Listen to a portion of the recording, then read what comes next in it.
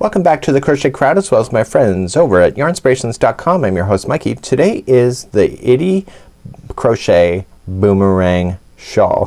Try saying that 3 times fast. So what we have here, this is another design by Michelle Moore of Century Box Designs, designed for Sugar Bush yarns. It is featuring the Sugar Bush Itty-Bitty yarn just like you see here. It's variegated as you see, and it's a really beautiful yarn just like you see. So it's 65% fine superwash merino, 25% nylon, 10% cashmere. So it's a beautiful yarn to make this particular shawl. So what we're gonna have today is that we're gonna have 2 pieces that are going to come together in order to make this happen. So this is an asymmetrical design. Let's take a look at the diagram next. So on page number 2, this is the diagram for making the shawl itself. This is a trim. We'll get to that in a second. So we're gonna start off at the very base right here, and we're gonna get ourselves really much bigger as we go. And this is an asymmetrical design. So this is one tip of the shawl, and we're gonna work our way all the way outward. I'm only gonna show you just a small sample because the repeat pattern to grow is actually really quite simple. So you want to consider this to be in the repeat pattern just like you see. So I essentially assume at this point in the pattern is that 1 and 3, if you look at this design here over with your trim, that will equal one of these. So you want to consider yourself to think that each one of these double crochets is essentially a section of the trim just like you see over here. So you want to be able to match those out, and we will get to that in just a moment. So you're going to grow that out. So let's talk about the trim next. So the trim is a separate piece of unit, and what we're going to do is that we're going to just chain out here, and we're going to work our way to make this bigger. So you can see that there is different colors of lines as we work our way through the instructions. So we're just gonna work our way and go, and then at the end of this we're going to then trace it down here with these, and you're gonna use that then to sew it to the edge of your shawl just like you see here. So it's actually 2 pieces that are making this. This kind of reminds me of the fleur-de-lis a little bit, and I think it's a really great look for the end of your shawl. So it's kind of a really refined look. So without further ado, let's get our yarn, and you'll need a 5.5 millimeter size eye crochet hook, recommending Sugar Bush Itty-Bitty, and you will have a great time I think making this shawl. So let's begin to do that next. So let's begin today, and I'm recommending Itty-Bitty. I'm using Caron 1 pound with a 5.5 millimeter size eye crochet hook today because I only have 1 ball of Itty-Bitty here in stock today. So I'm just going to show you just a small sample. Itty-Bitty by Sugar Bush is a really nice beautiful yarn, so I prefer to use it for an entire project than just a little piece. So what we have here is that we are going to chain a total of 4. So 1, 2, 3, and 4.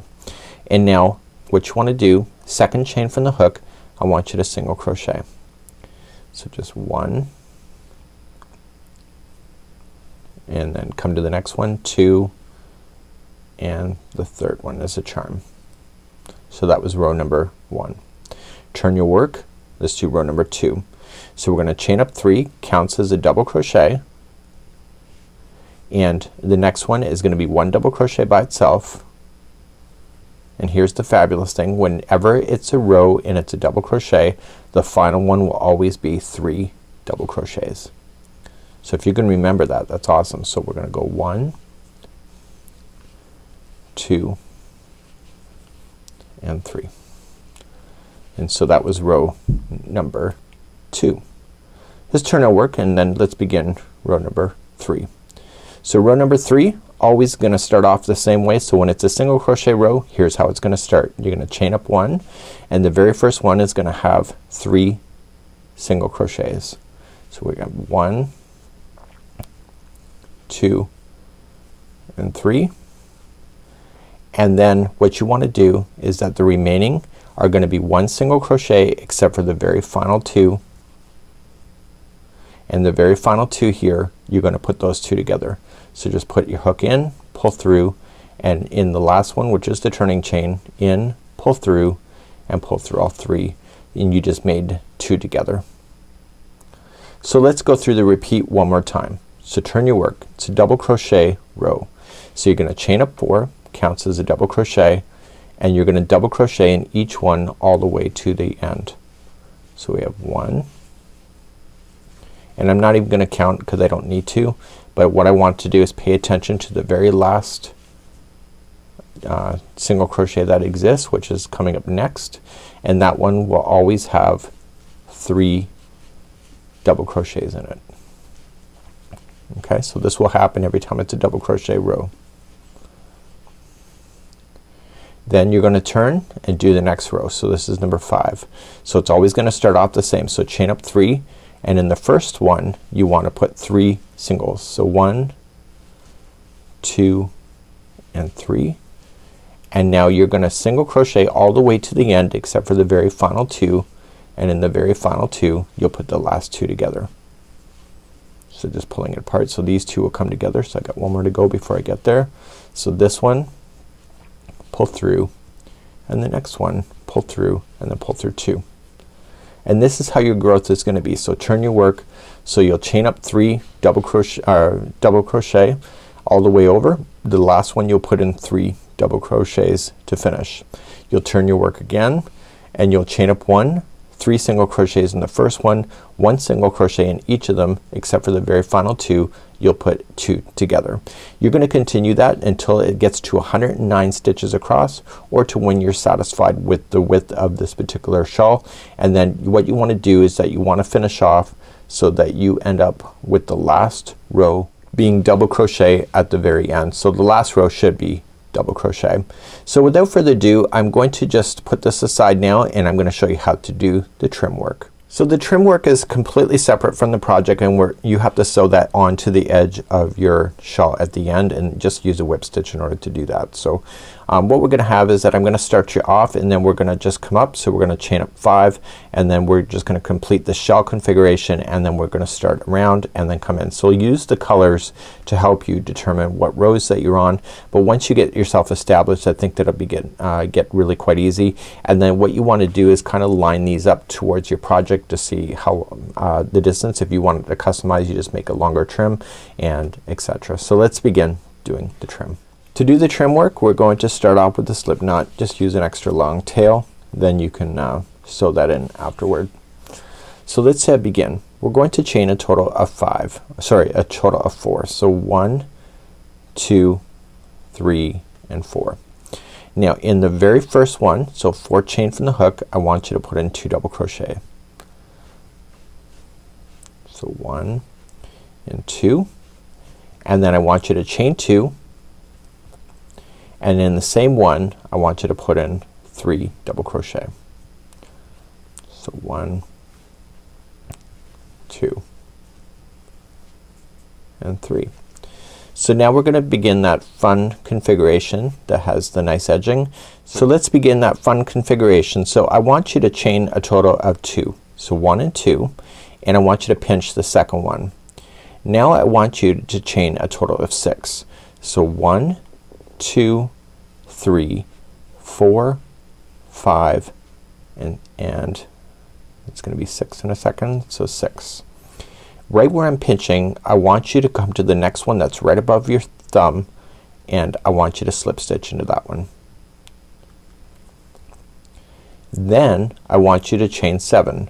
So right where this one is already joined is where you're gonna come back. So 1, 2, 3, 4, 5, 6 and 7, and right where the other one's joined, just slip stitch again. And now this time chain only 5. So 1, 2, 3, 4 and 5, and then right where the other 2 are slip stitch, slip there again. So you see that you chained 6 the first side, you chained 7 on this side, and then you changed 5 on this side. So now chain 2, so 1 and 2, and just flip this so that you can see the top of this piece over here. Okay, just see that, sorry. And now you're going to put in 3 double crochet. Once you understand how to flip that the first time, the rest of them come easy. So 1, 2 and 3, and then chain 2 and then 3 more double crochet. So 1, 2 and 3, and there is technically your trim.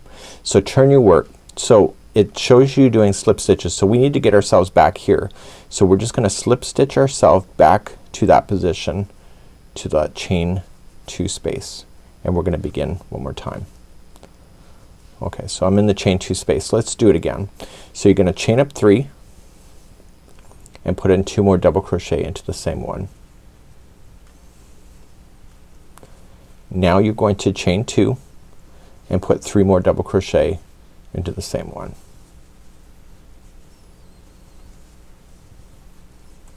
Now do you remember how to do that fun stuff?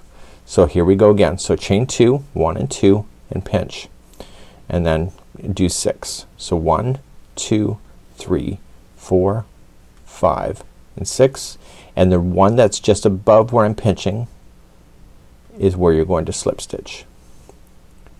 Now chain 7. So 1, 2, 3, 4, 5, 6 and 7, and right where the other one's already joined, slip stitch it and do the last one. It's gonna be chaining a 5. So 1, oops, I gotta apply there, 1, 2, 3, 4 and 5, and then slip stitch it right where the other one is, and now chain 2. So 1 and 2, and then just make sure that when you do this that you're just gonna end up at the top of the next one. So you're gonna put in 3 double crochet. So 1,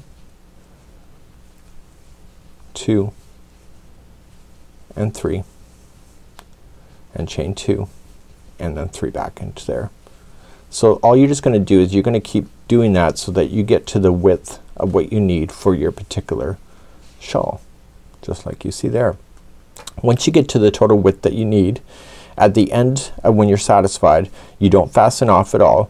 What you're going to do is that you immediately from this point chain 3. So 1, 2, 3, and in the top of this section over here you are going to apply a single crochet and then do 1, 2, 3, and top of the next one single crochet and 1, 2, 3, and etc. all the way back to the very start, and you're going to use that then as you're sewing. So you'll sew this to the edge of your shawl so that you will have your nice beautiful edging, and then with the wet with the damp cloth leaving it to dry flat, you will have this beautiful trim that will be on the bottom of your shawl, and I think that it's really quite amazing. So on behalf of the Crochet Crowd as well as my friends over at Yarnspirations.com, please enjoy your new shawl.